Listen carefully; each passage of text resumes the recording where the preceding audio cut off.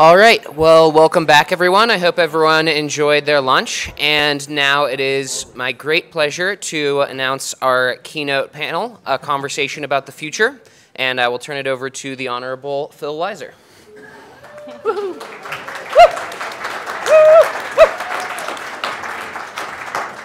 It is such a treat to be here with so many friends, former students, colleagues, and as Colorado's Attorney General.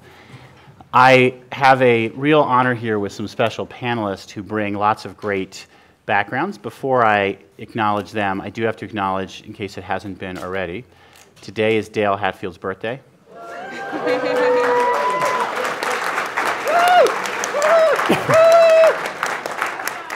Could you please join me? Yes. Happy birthday to you. Happy birthday to you. Happy birthday, dear Dale. Happy birthday to you.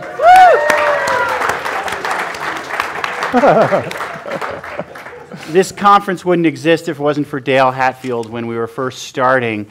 The most effective way to get anyone to join would be to write them and say, Dale Hatfield suggests that I invite you out to Boulder for a conference.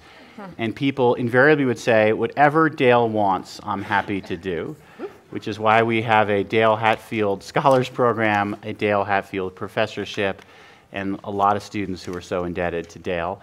Also, I know we've got some folks here from ITP World. I don't know if Frank Barnes is here, but Frank also has a special role here. Because ITP, the Interdisciplinary Telecom Program, a lot of supporters, was committed to what we're doing right now, which is interdisciplinary conversations about technology. And that is something that has been the core of Silicon Flatirons, and it's fabulous to see it continuing. And I love being able to join from my new role. I can't begin to thank all of you and even articulate just how meaningful Silicon Flatirons has been to me in terms of what's brought me to where I am now. So with that, I think Patty Limerick doesn't need an introduction because she is such an icon here. The MacArthur Genius Award is a worthy one of many that she has. She's also our state's historian. I was fired. She was fired. I'm glad you brought that up. Well, it was a huge relief. It was a huge relief. So. How about the official fool role? Do you still have that role? I'm that, and I was on the National Council on the Humanities, nominated by Obama, appointed by the Senate. So, but I've also been fired from that. So, replaced. As you can see, Patty has a sense of humor and a deep perspective on history, and is a humanist. Casey Fieldsler is with our Information Sciences Department. Which is a relatively new department here. She's been a core collaborator with Silicon Flatirons and brings a really great perspective. She has a fascinating research agenda and I think calls herself on the more optimistic side, which apparently after this morning we need desperately discussions of. And finally, Carl Schroeder, who's new and who is a futurist and author, which is something that obviously is right on this conversation about the future. So I want to start with an economic lens, which often is part of the fears of the future. The fears, and Andrew Yang's presidential campaign taps into this pretty essentially, we're all screwed. The robots are coming and they're taking our jobs, and we are not going to recover. Now, there's an alternative story that most economists would say, which is just look back when the railroads came, when the automobile industry came, yes, people were displaced from jobs, but those displacements were temporary and people got new jobs. Let me just add a very important footnote to the economist story. They sort of gloss over all the short-term pain that happens because the person whose job's displaced, take for example at a coal mine, that same person is not necessarily going to be a cybersecurity professional. And so we have this real difficult challenge. New jobs are coming, but the people whose old jobs may or well not be trained for the new job. So you have sort of three separate arcs. One is we're all screwed. Second is it's all going to be fine, there'll be new jobs. And then third, the question of what about this transition? How hard is that going to be on people? So Casey, you're an optimist, so can you deliver the optimist answer there? I described myself as an optimist who thinks it's really important to think like a pessimist. And I think this is actually kind of a good example. So if you take a historical perspective on this and you're like, well, you know, we had telephone operators for a while and now we don't need those anymore, and they're all, you know, jobs come in and out.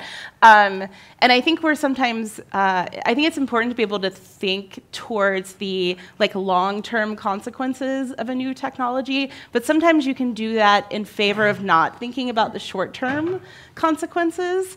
And I think it's really important that we do both. So if we're going to hope to eventually get to this place where, okay, well, if automation is taking jobs, then we're going to have new kinds of jobs in the future. Well, what happens in the meantime, this sort of transition period that you're thinking about? And I think you have to have that plan in place before you can get towards something that's going to be good in the future. Patty. Well, there are worse and better ways to do it, and the pattern is usually to do it the worst way. So what a nice way to have posterity to remember this industry and economy if you could do it the better way. And there's no reason why you couldn't, because job retraining, we don't know the minds and souls of coal miners. We don't know who's there and what they could be. In many cases, it's a family thing and that was just passed on, and there could really be somebody waiting to happen in a different sphere there. So it sounds like from the Congressman's remarks that we'll soon be out of jobs here in higher education. So that's okay, because we're going to give up bricks and mortars and move on. But why not have a real dynamic relationship with higher education on how to retrain people for different lines of work if we are going to be as aimless? The congressman needs to know the difference between baby boomers, who are the tenured full professors, and the faculty members who are under 45. I'm just going to say that, and I will tell him that myself, that there's a lot more hope for change there. But anyway, so there are ways to do graceful transitions. There are ways in which enterprising people use mobility as a solution. That is not great. It's kind of pleasant for some people to feel tied to place and family and so on, and mobility is a kind of difficult decision to make, but that can work. And then there are just enterprising things that people do. And quite a number, this is something some of you have heard from me before, a number of Indian tribes made pretty remarkable transitions to cattle raising. And a lot of the skills that they had before the conquest could carry over to that. So there's a lot of different options, but I'm totally with Casey, just don't wait to be surprised by this, but really get to work on what you can do to make posterity love you for having done it so well.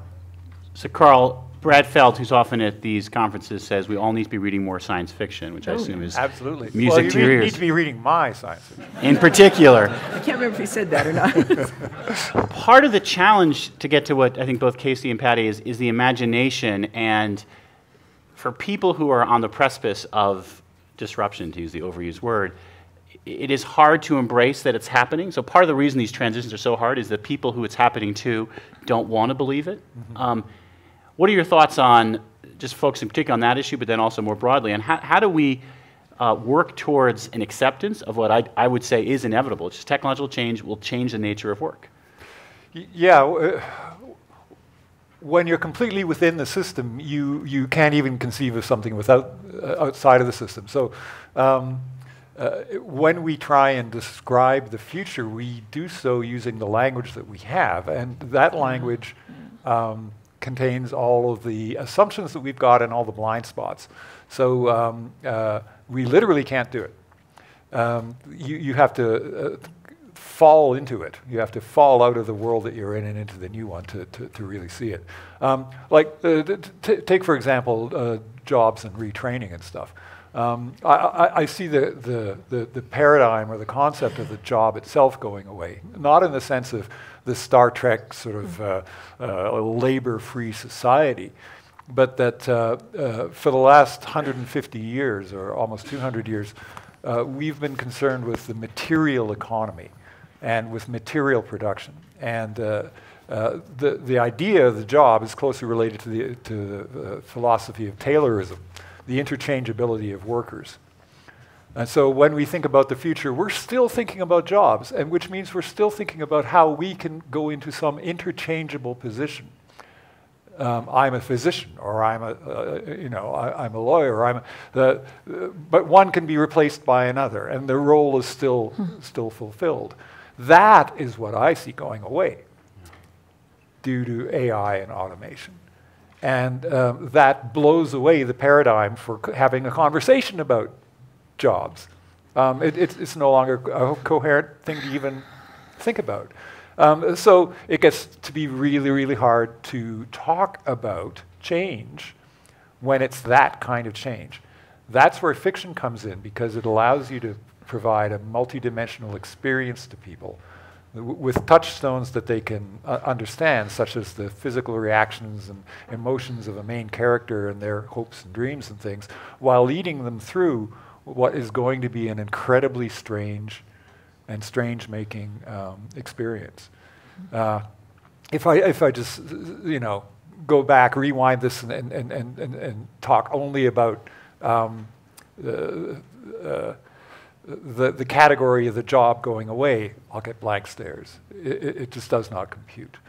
But it's absolutely necessary to have conversations like that, and therefore we need a medium for doing it. Let me take what you said, and Patty, and go in this direction.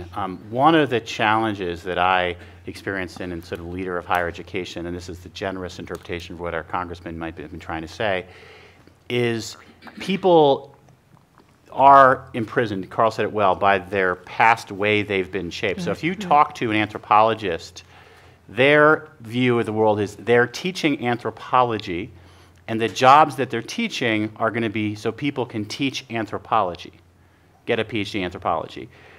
The alternative view, I would say, is no, you're developing competencies that can have value to people in a range of contexts. And in anthropology, you are very well suited to develop the competency of empathy, which I believe is one of the most important 21st century competencies. That's a whole nother way of thinking. I find that actually to be an optimistic way of thinking, but the challenge is when, for example, I would have that conversation with our anthropology department, whose majors have been cut way in half because there are less jobs. They don't find that an easy pill to swallow.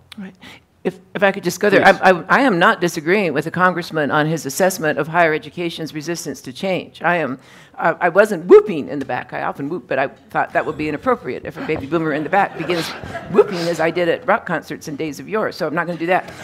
But I see no reason why we couldn't adapt in exactly the way. I'm really proud to say my Center of the American West got an $800,000 grant from the Andrew W. Mellon Foundation to help young historians repurpose their academic skills to be helpful in the world. And academic conditioning is really hardwired, if I can use that phrase here. I mean, it's really hard to get that loosened up, and it's working. We're finding it working. So, and society's receptivity to this, I think, is quite good, but they will not take it if the poor young person shows up and does, oh Lord, my people come in and they might make an opening remark, and then they will start reading their text. That's what my people, the humanities people, do that. I could do that for you now if you would like that, but it would change my standing. So the sky is the limit for what could happen. And getting the older faculty in particular, sometimes the younger faculty can get fully drawn into this, but getting them to say, oh, wait, we're sitting right next to a route that could lead us to giving really satisfying lives to our students. Why wouldn't we go there? So it's imagination. I think Carl's point is the problem is the imagination tends to be constrained often by the past, and the concept of a job and your identity are often hardwired, and so to decouple that is scary. Right, and I can set up the next question, but I forgot to say the thing that's most important is that I am the greatest fan in the world of the phrase, okay, boomer. Because that has so been needed, some way of saying, and it's so funny that boomers are prickly and sensitive, because if you recall how boomers treated their elders, it was not exactly a festival of respect and honor for the aged. But I think okay, boomer is an olive branch between the generations. It's got a sharp point on it. It's been whittled down a little bit there. But it is such a great way of saying to my age group when we are stuck, just, okay, boomer. This is how you want to be remembered? Is this it? Boomer. So it's just great. I'm so happy. So I'll pass the next question. All right, let me go to culture and go back to Casey, because part of what the emerging technological environment is testing is the hypothesis that we're going to open up new forms of cultural exploration, opportunities to contribute that didn't exist previously. We're going to, and again, an overused word, disintermediate the role of, for example, record labels, so anyone can be a star. Casey, how's that promise, whether it's on fan fiction or fiction writers or music, how's that being realized so far? I think that's actually one of the things to be most optimistic about in terms of technology right now. I mean, I think it's easy to look at user-generated content and the way that it's made it so easy for so many people to talk and to create content online and look at the bad outcomes of that, which of course there are a lot. But one of the things that it's really done is it's actually a little bit of the kind of thing that Amy was talking about in her opening this morning. Like, the internet just opened up a whole new world in terms of being able to connect to people that you couldn't previously. And I think that one of the biggest promises of that is creativity, which means, of course, opening up opportunities for people to be sort of discovered in non-traditional ways. YouTube is certainly a great example of that. But not even just that, just the ability for people to connect in creative communities and share what they love. And it doesn't necessarily mean that there's like a pot of gold at the end of the rainbow. Maybe it's just this amazing opportunity to create and to share that with other people. And these communities often also become really important support spaces. And I think this is the other thing about the internet. It's so easy to focus on all of this really bad stuff. And in the last panel, it was talking a little bit about when does the good outweigh the harm. I mean, the thing that really concerns me about that conversation is that often that answer is very different for different groups of people. But when you think of some people who are in more vulnerable positions as well, sometimes when you are in a completely unsupportive space in your real life, the only place where you can find that kind of support system online, which often interacts with creativity and user-generated content and these kinds of things. So I think that's one of the more positive spaces on the internet right now. Carl, what was your take on that? Well, it's interesting. I heard a statistic a few days ago which made a lot of things make a lot more sense to me. Back in 1995, when I was shopping my first novel around, my book would compete against about 100,000 other novels. Now, my new book is out there in the face of about 18 million other books. So this is actually a good thing, because it means that Casey's right, that creativity has been democratized. It also means that the business model for my generation of authors is being destroyed. But there never really was a business model for the arts. In general, the arts have only ever been sustained by patronage. So this is not really something new. I might mourn, the lack of the $1 million advance and not getting film rights sales in six figures. But in place of that, we're getting the equivalent to what happened when the gramophone came into existence, and John Philip Sousa tried to sue to get it suppressed. Because for him, music was itinerant musicians going from town to town and playing in front of people, which was a wonderful experience for everyone. But it didn't actually make music available to everyone. And the gramophone did. So we're at one of those liminal moments of change where an entirely old way of life for the creative classes is going away, and something new is replacing it. And there will be mourning, but I think on the whole it'll be very good. Let me segue from that to Patty with respect to information and what often gets called political polarization. There are boomers out there who bemoan the world that is lost when you had Walter Cronkite and a couple other old white men tell us what the news was, and we had dominant newspapers enabled by classified ads who could tell us what the news was. That environment is gone. It's been replaced, cable news, internet, blogosphere, podcast, etc., and information is now so polarized that people are often said to be living in separate worlds where each of them are believing very different things because they're getting totally different information. Is the world that existed, call it circa 1960 to 2000, is that the exception in terms of information? And say, have we always had polarization, right? Or is what's happening now different and going to lead us to a new place? Yes, to both of those. We have always had polarization. I was in college. I started college in 1968, and I went to my first protest.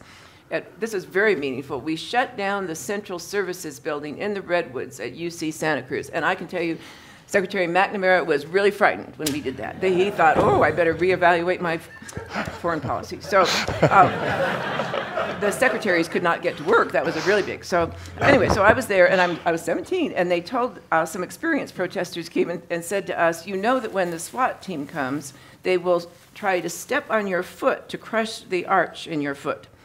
And so I thought, I better get better shoes. So I went back to the door and got heavier boots on and checked. And yes, there were some cookies from my mother at the. So it was very silly. It was really a silly exercise. And there were SWAT teams. And when they stepped forward, I saw them a few times, they'd swing their. So for me to say, oh, I can tell you the 1960s, very harmonic, really what a wonderful thing, unless you were on the receiving end of the baton, or unless you were the SWAT team person who had to do that. So sorry, too long, but the shoe story is funny. So there's no place really to go to romanticize a golden age. Sometimes it seemed harmonic because people were silenced. That's not an occasion for nostalgia. Can't be doing that. So the Civil War, 1850s, everyone always says this onset of the Civil War, that was worse than anything we have now, and thousands of people died. So I've said that a number of times. I take no comfort particularly from it. To say that these terrible things happened in the 1850s seems like, and your point is what? Your point is that we're to be pleased with the fact that we're in the state we're in? No, I don't think that doesn't add up, because to say people have been more miserable, well, where is the comfort in that? So I think we can certainly study and learn from the episodes. There are interesting, I'm not sure if we should call them double agents or peacemakers, but in all of those episodes, there are people going back and forth and trying to make that different. We should certainly be studying their history and celebrating them. There's a man named James Fairchild who put, I think, 17 Modoc Indian people, women and children and men, into his wagon and tried to save them during the Modoc Wars and drove them away and got stopped by some vigilantes, and many were killed in his wagon. But James Fairchild, there is a person who we could look at. Well, there you are. As a Western American historian, the period of the Indian Wars, good heaven's sake. So does that mean we should just say, great, bring it on, let's fight, it's really fun. They did it before and the nation survived? No. It seems like those are cautionary tales more than they're comforting tales. And the cautionary tales are good. We can do something with that. Then my last sentence is that I think social media changes everything. So I'm a little bit out of business on the business of, the slogan of the Southern American West, turning hindsight into foresight. You put social media and the power of disinformation and clumping people and groups of reinforcement. I know nothing. I do know that abolitionists spoke to each other and slaveholders spoke to each other. I know that there were groups of people who could not tolerate each other, who found affirmation in speaking to each other. I know that. But I know nothing in history that is on the scale and the intensity of this. So I just talked to you about history, and then I told you there was no point in listening to me because it's all irrelevant now. I'll go to Casey next. Social media, and I'll add the word that, again, is getting more and more in the conversation, deep fakes, things that are put out there that look real, that people might want to believe. How is that changing our politics? How will it change our politics? So I think Patty's right. I think that social media has changed a lot in this sense. I mean, the promise of the internet was that it's going to connect the world. And the optimistic view is that it did this, and the pessimistic view is that we don't like each other as much as we might have thought we did, which I think is one of the things that has led to polarization, is that now people want to pull apart from connecting to the rest of the world for good reasons, and then there are kind of the reasons why you might want this to happen. I mean, we talked about online harassment and hate speech in the last panel, and should we have content controls over this, over this kind of content? And then in the meantime, when you look at the issue of misinformation, people immediately jump to this as a technological problem, right? Like I think there's no question that it's having an impact on the information that people see, which has an impact on the way that they vote. And people tend to jump to, well, Facebook needs to fix it, and Google and YouTube need to fix it. It's an algorithm problem. And maybe like there's a technological Band-Aid that you could put on this problem, but at the end, it's a very human problem. I mean, the problem is, why are we creating this? Why are we sharing it? Why are we believing it? And I mean, I once talked to someone when I caught them sharing very obvious fake information on Facebook, and I said, "Why did you believe this enough to share it?" And they said, "Well, Casey, I think that I believe the things that confirm the things that I already think." And I was like, yes.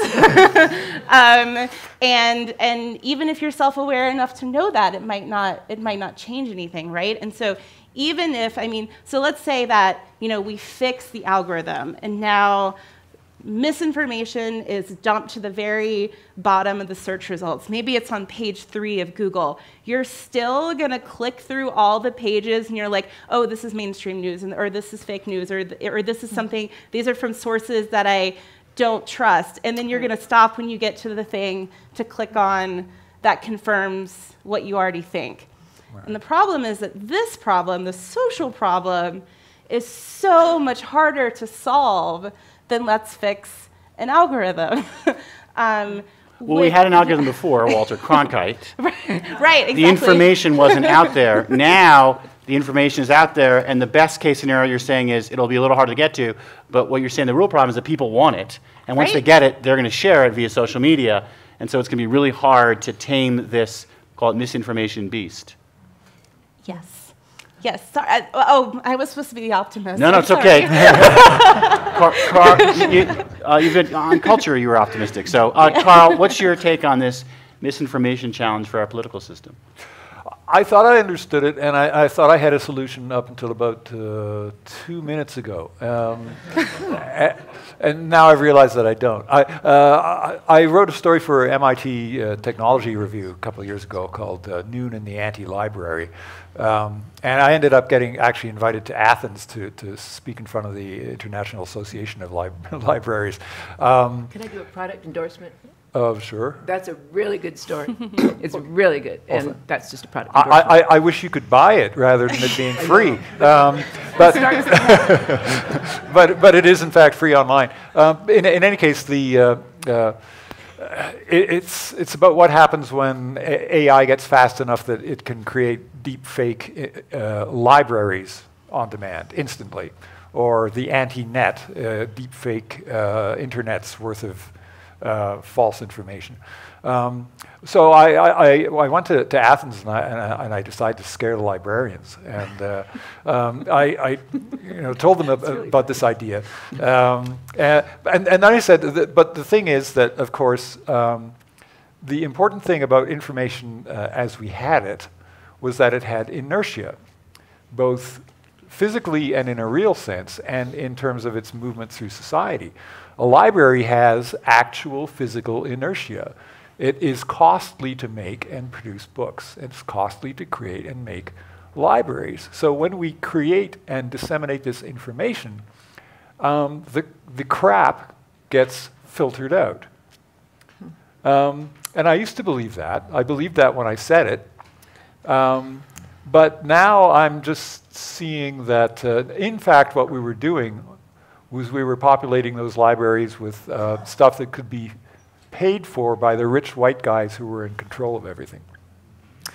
So maybe we never really have had the facts that we are that we think that we are losing now. And that puts us in completely uncharted territory. It essentially turns the entire world from a world of facts and politics into a world of politics, where everything is political all the way down. And I think that's, what we have to deal with. Patty? I'm going to tell you what he meant to say, having read the story. Sure. I'm in a position for that. Well, that's fair enough. Well, I love the story, and I'm going to begin with a defense of rich white guys. Okay. Because they did put a lot of things in those libraries. I mean, they put Uncle Tom's Cabin, they put Frederick Douglass's autobiography, they put a lot of things in those libraries. So, and maybe the librarians were sneaking around behind, but I don't think so. I think rich white guys have very interesting minds, and we would do better to celebrate that and build alliances with them. So, okay, rich white guys. Okay, boomers. Okay, rich white guys. Okay, Okay, so I do want to say what he meant to say, which is he wanted to tell you about the spectacular part of the story where the main character wants to correct this misery of disinformation, and there is this fellow the character recognizes it will do no good to have the best possible equipment that's just tracking down every occasion of distorted or any lie and correct that, because others, I mean, that's sweeping the sand off the beach. That's not going to work. So he decides that, may I say it? Or go ahead. Or do you want to say it? I can't remember it, so go ahead. I probably read it more recently than you. So the character decides the solution is to have a very effective digital way to make sure people are using the words to mean the same thing before they engage in a conversation. So they will converse, but before they go down the road of saying, you are an enemy of liberty, they have to find out what each of them means by liberty. And then they can then go back to the group that meant what they wanted, or they could actually have a conversation. And it is a kind of an empathy delivery device, I think. And and I still believe that, Well, you still believe it. Why didn't you say it then? So, well, let me riff on that. Just kidding. But which is a challenge of our time is what are going to be new institutions rooted in today's technological possibility that facilitate real dialogue, understanding, problem solving. Because if it's only a destructive enterprise where people just hate each other, that's pretty scary. But if you can actually think of what does the constructive enterprise look like, you open up a realm of new possibilities. And DJ referred to the killer app for empathy. And tolerance. And so I assume he has that designed.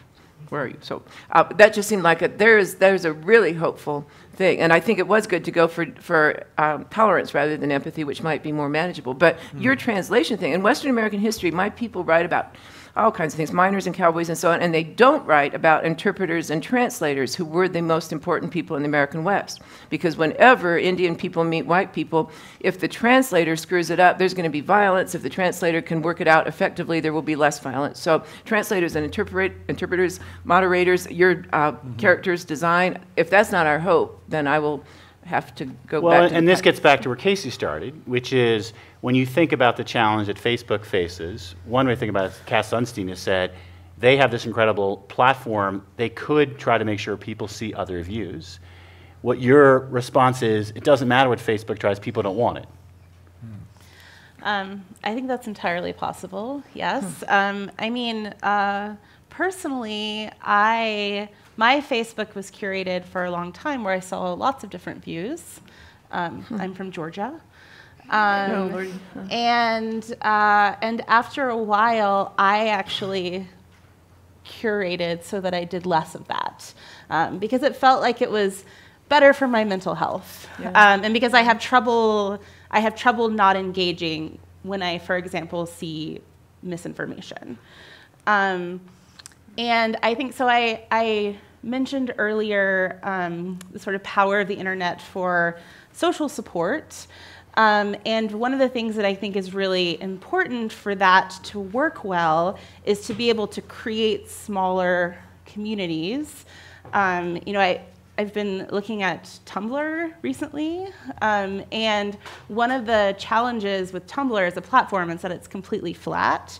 There are no sub-communities, and so people who who like this thing, and people, let's use a very innocuous example, the Star Wars fans and the Star Trek fans, like they're all in one place. As opposed to Reddit, where like yeah. you've got separate. Exactly. So there's no sub-communities. And so you either have the choice to engage with everyone all at the same time, or to go to a, somewhere that's much more private, like say a Discord server or a private Facebook group, which then limits the discoverability of those spaces, which makes it difficult for people to find when they need social support.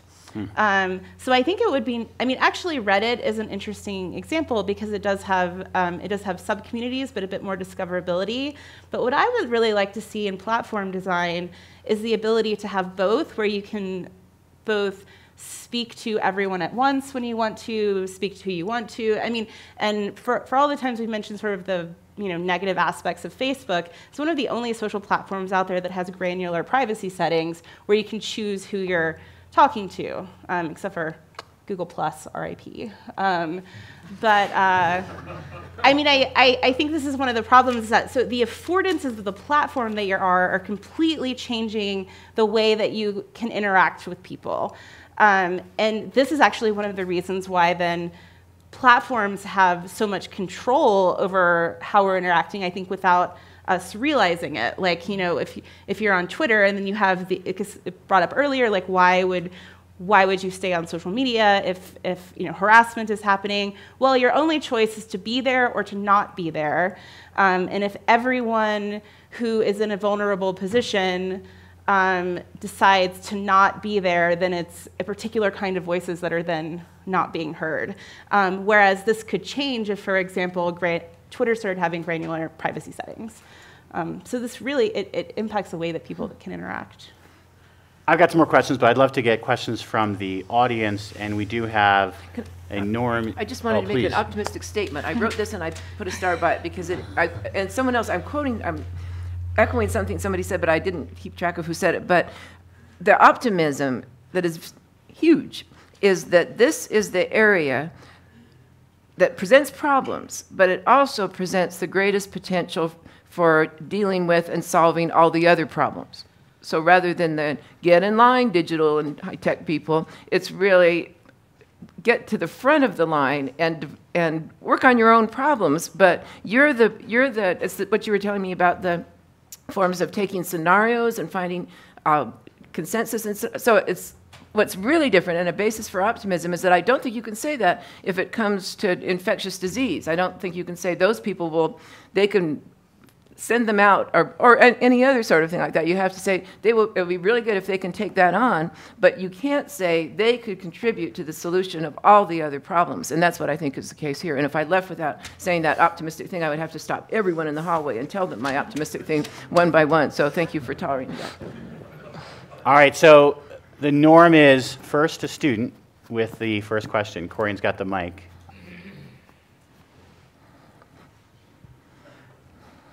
All right, Wilson's got a question. We got two students, is that right? Is there? No, Wilson's got it.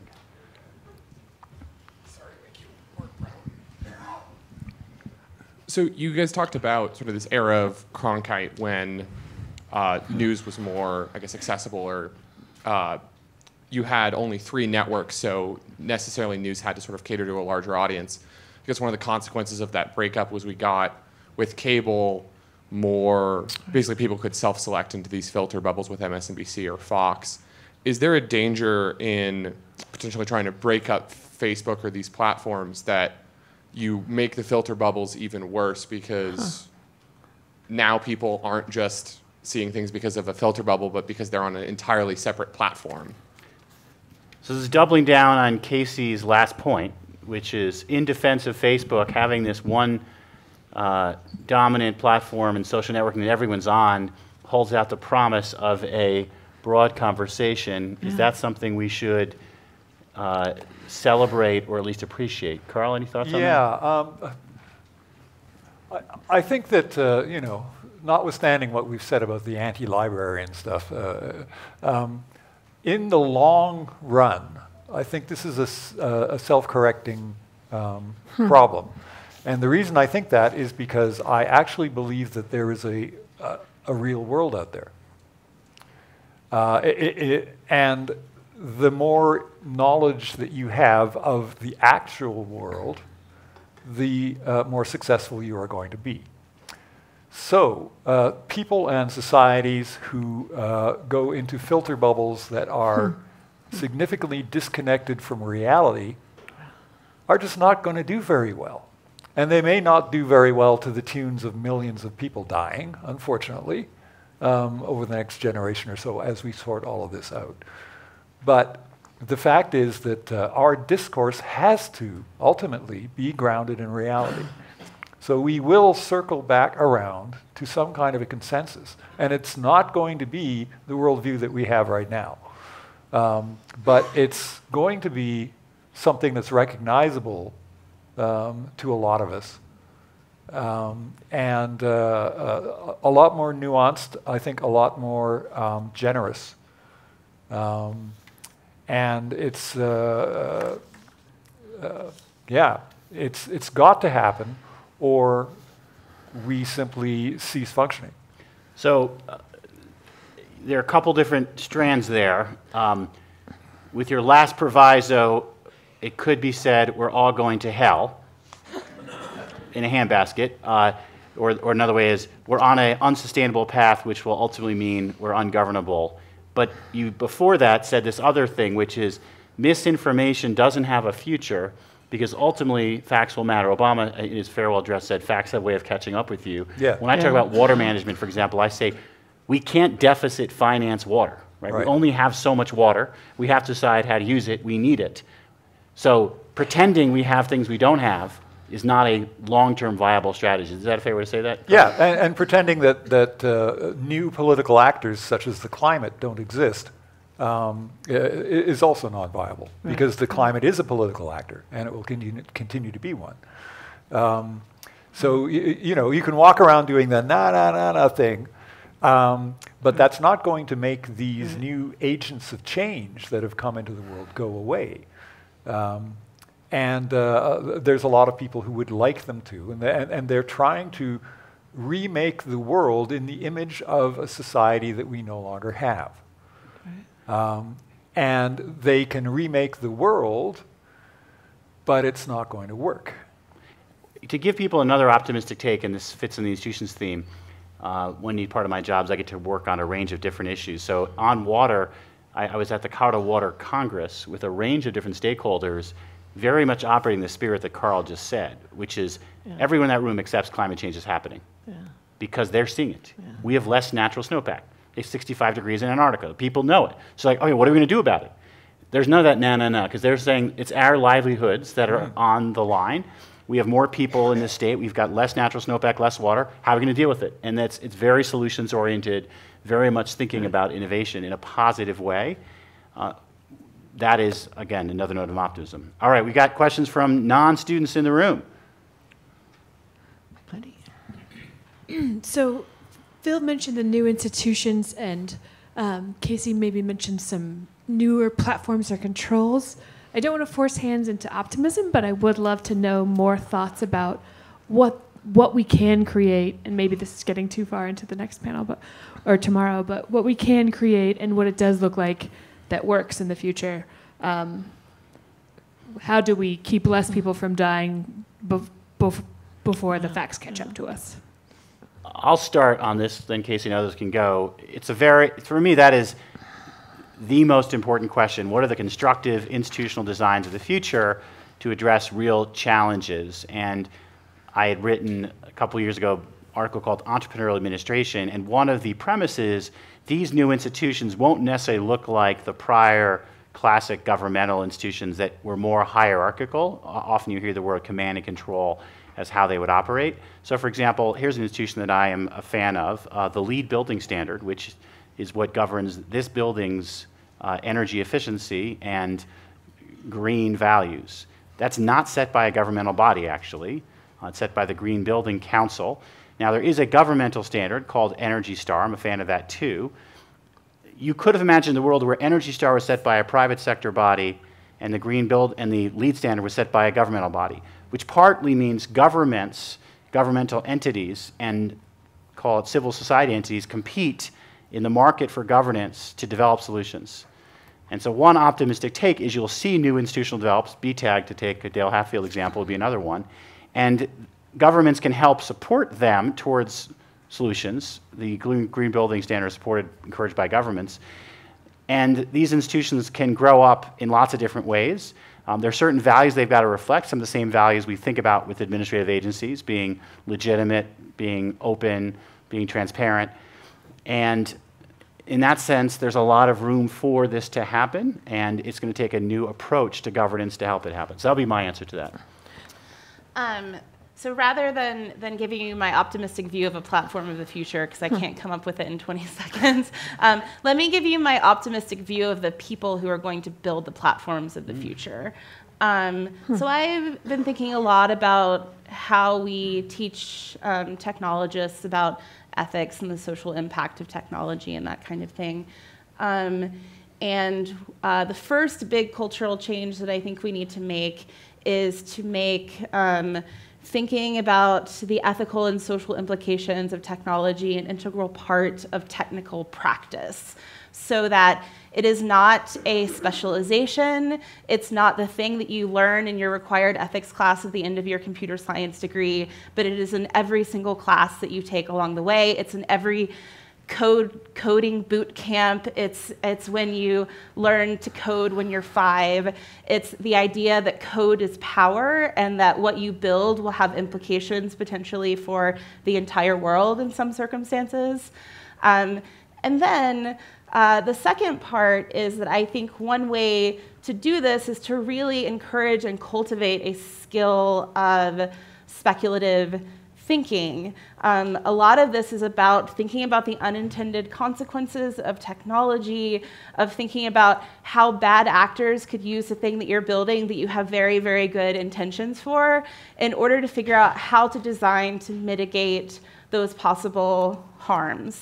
And there aren't always good answers to this, but at least if every single person is thinking about it, I mean, it's kind of like, you know, I don't really remember much content from law school, but I do remember that thing they tell you about how to about how to think like a lawyer, right? So you hear that, right? You learn to think like a lawyer when you're in law school. And one of the things that I think is actually the most valuable skill you learn in law school is issue spotting. And I think that computer science students and other people who are going to build things should get much better at issue spotting.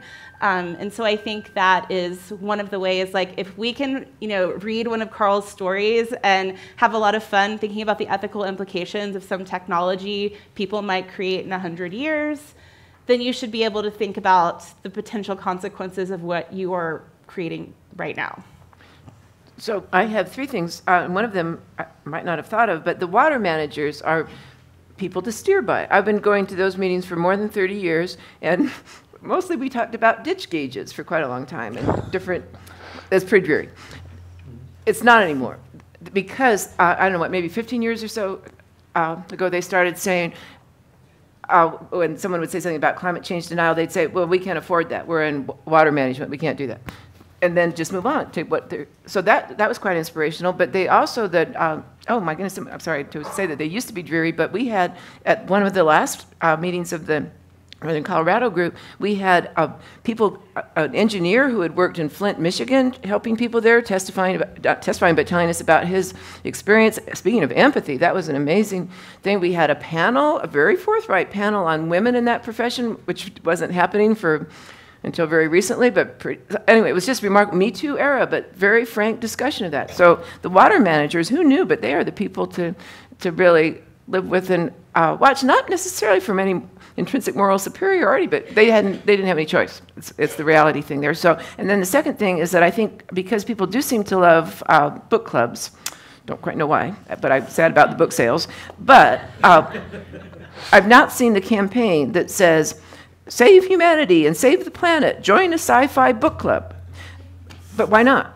Sure. And if we could get people having these discussions, I mean, I don't know where else you would go really to get engaging. If you said, we are going to read policy papers in our policy paper club, better have really good snacks at that if we're going to get anybody on that one.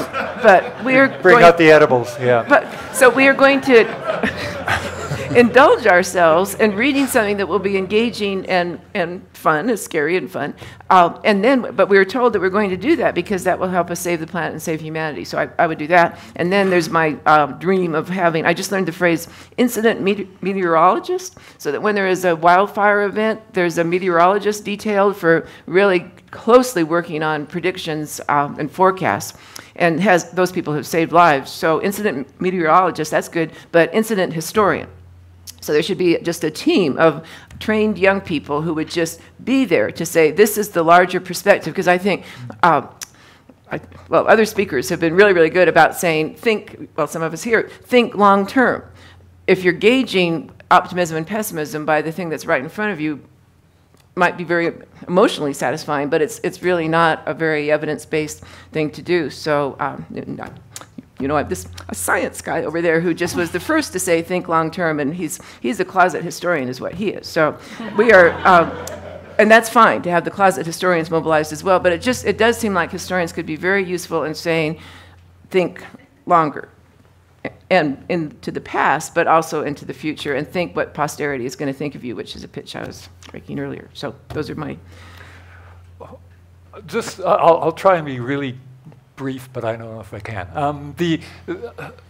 If humanity is the fox guarding the hen house with regards to Earth's resources, which is going beyond IT to the larger problems that we face, then one of my ideas lately has been to look for other caretakers who can be political agents with more integrity than us.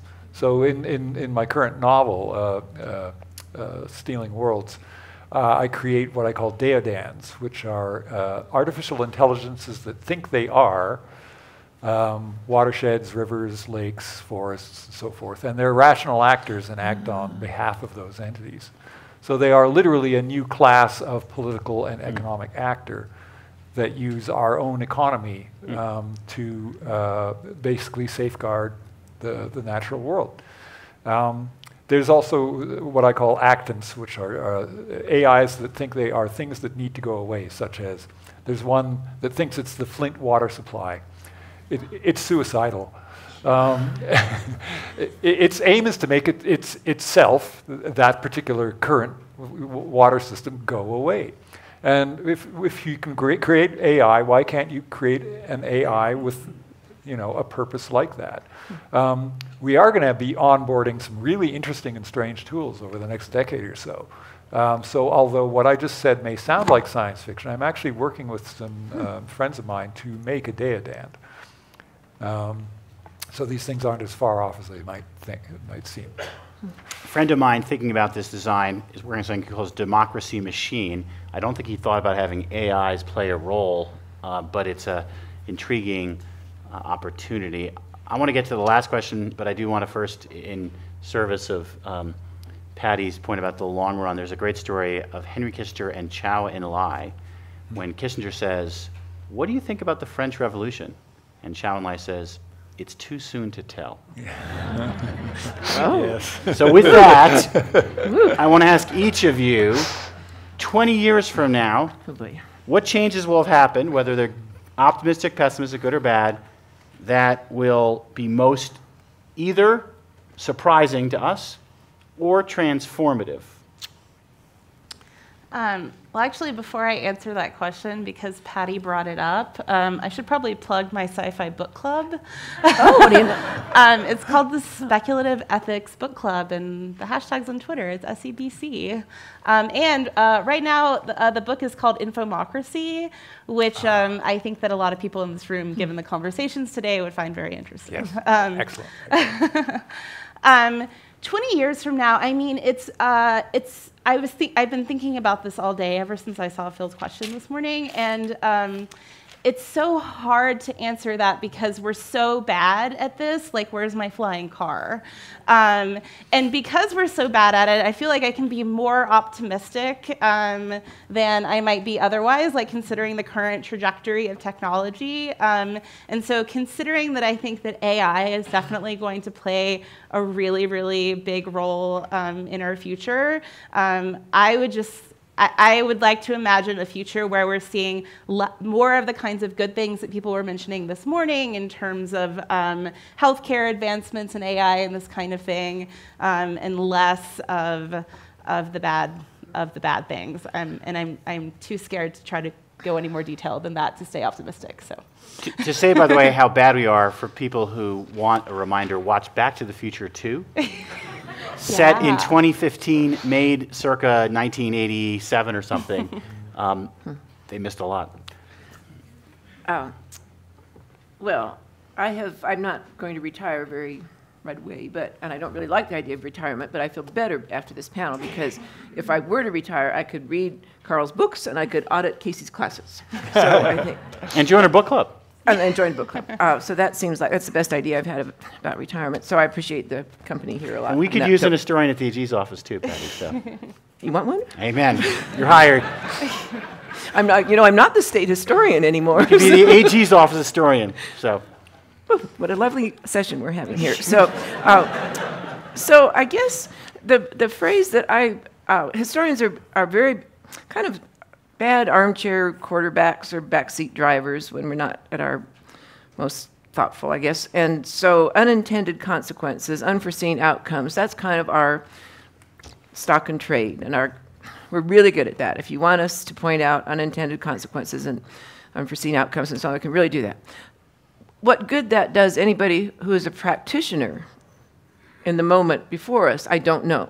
Because it says, it kind of says, be afraid, be very afraid, but I can't tell you what about. I can't specify that. So, but I think that that's the world that I would think would be very positive. Well, first of all, the baby boomers speaking of retirement, will be, okay, boomers, okay. So I do think, I just have, in the field of Western American history, the area I know best, what younger people are doing and thinking and how they're conducting themselves is really, that's the best place to go to feel better about the future. So I'm stereotyping my people terribly, but there's a basis for that. So kind of, it varies tremendously. So they're as diverse as any other group.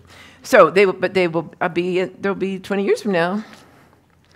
Okay, don't let medical scientists figure out how to keep these people in their jobs. Just don't let that happen. Don't do that. Okay, so sorry, and that's not euthanasia. I'm not talking about that. I'm just saying let them sit and read books. That would be nice. So I think that the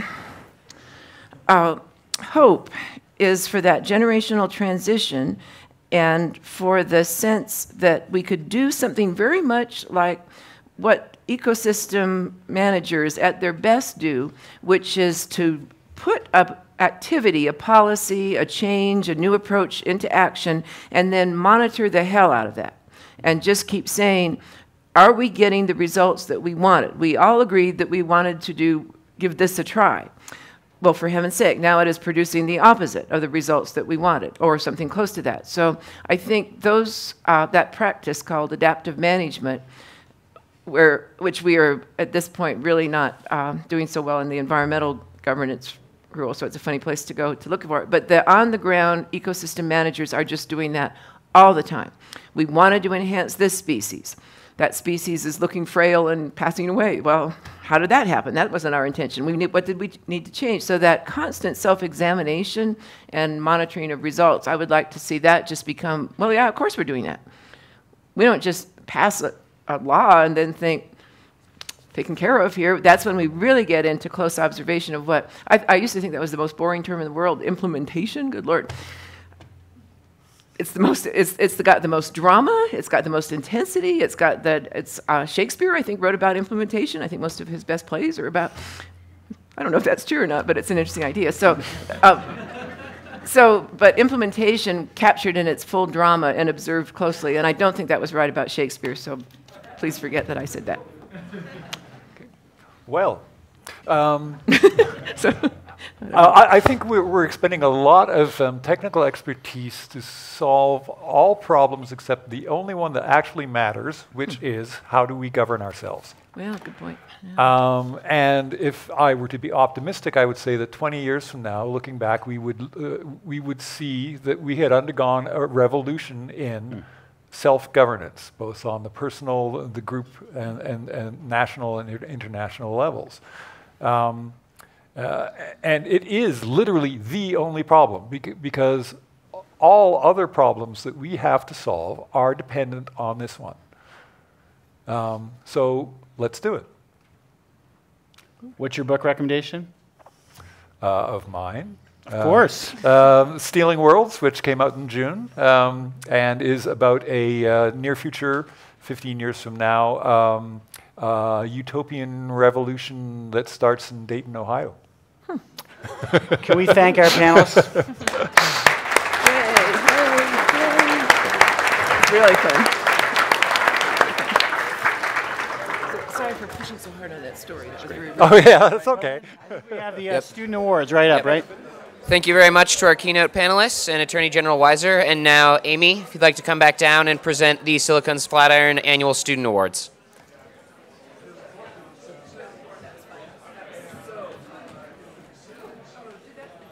Hey, everybody. If you can all just stick with us for a few minutes, we're going to take an opportunity to recognize some of the really great work done by our students over the last year. And to present our first student award, I'm going to welcome to the stage a very close friend of Silicon Flatirons, partner at WilmerHale, Ben Fernandez.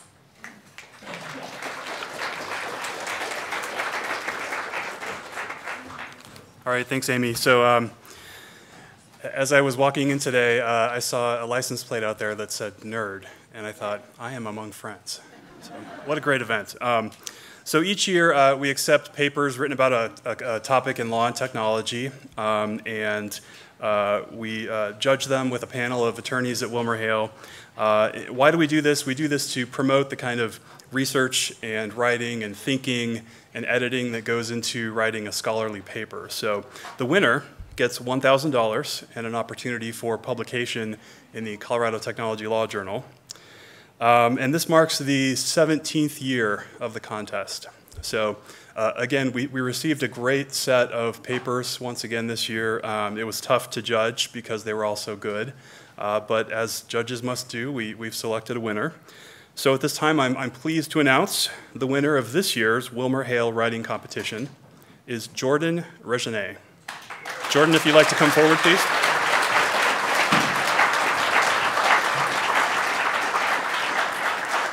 So Jordan wrote a paper entitled On-Orbit Services Are Ready for Liftoff. The United States regulatory framework is sufficient to usher in a new era of commercial space activity.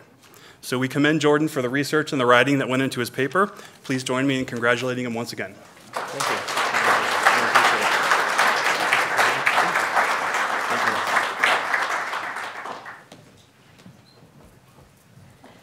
Thank you so much, Ben.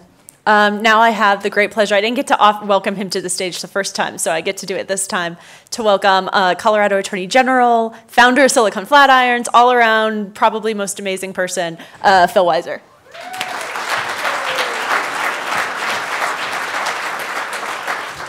So one thing I miss dearly as Attorney General is having as much time with the students. I did teach antitrust law this fall and a seminar on law and economics information age the year before, so I can't let go of teaching entirely, but I don't have the same intensity.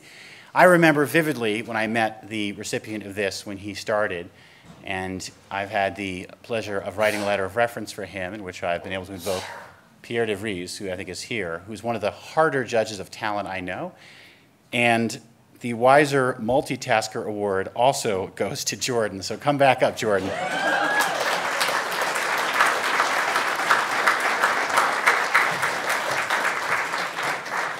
And I don't know if you've ever had someone win both these two awards, so it's quite a accomplishment for Jordan, who I believe is still looking for a job. I do hope you'll be applying at our office. Thank you. If others of you out there want to compete for my belief in competition, please do. So congratulate Jordan, really. Thank you so much.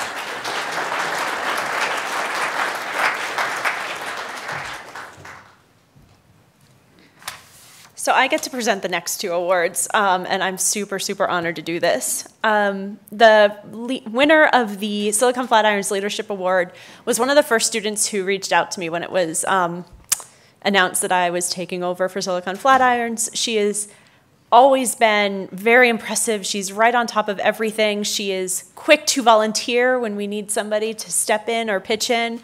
So I want to welcome to the stage to receive the Silicon Flatiron's Leadership Award, Corianne Zacher.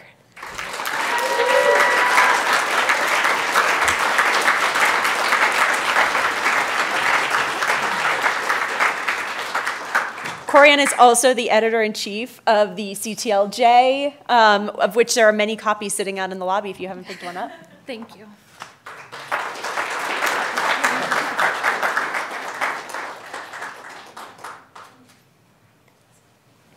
And the final award. You've heard me say his name a few times already. He's been leading us through this conference and putting up with emails from me nonstop and always super responsive.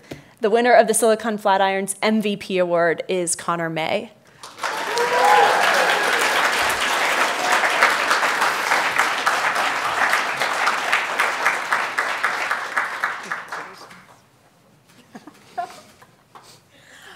All right, we're going to reset the stage for our legal debate that's coming up next. Just give us a few minutes. We're going to start again at 2:15, which is 7 minutes from now. So if you go outside the room, make sure to make it a quick trip.